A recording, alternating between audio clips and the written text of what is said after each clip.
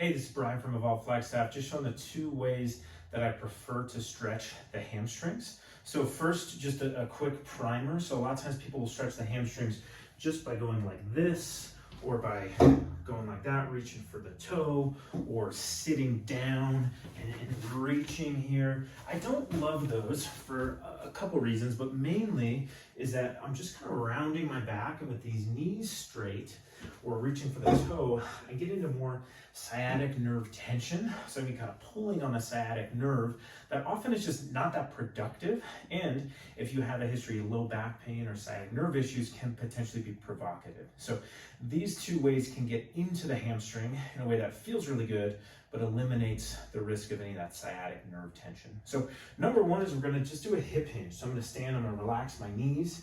I'm gonna just have a relaxed but flat back, and I'm gonna send my hips back behind me, rocking onto my heels.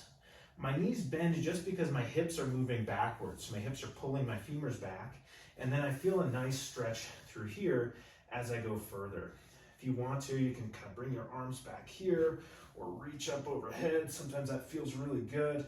This is one of my favorites to do after getting off an airplane or on a road trip, kind of at the gas station.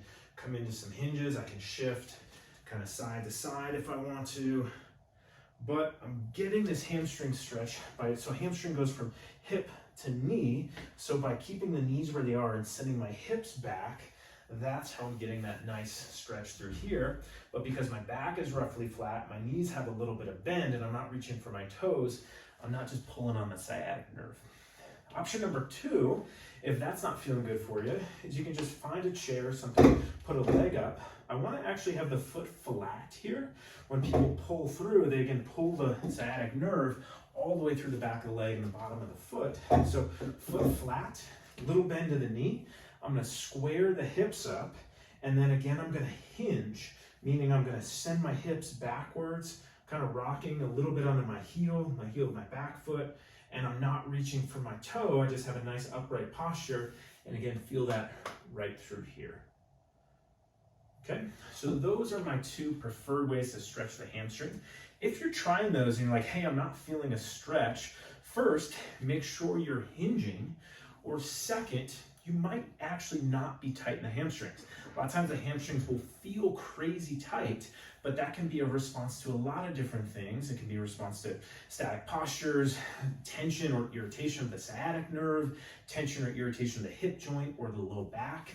And so if you're stretching the heck out of the hamstrings and not feeling it, there might be a different underlying cause than flexibility that's resulting in the hamstrings just feeling tight all the time. It's what we call hypertonic. Basically, they kind of constrict, and if I'm squeezing them all the time, they'll start to feel like they're really tight. Just like if I squeeze my hand, it would start to feel really tight.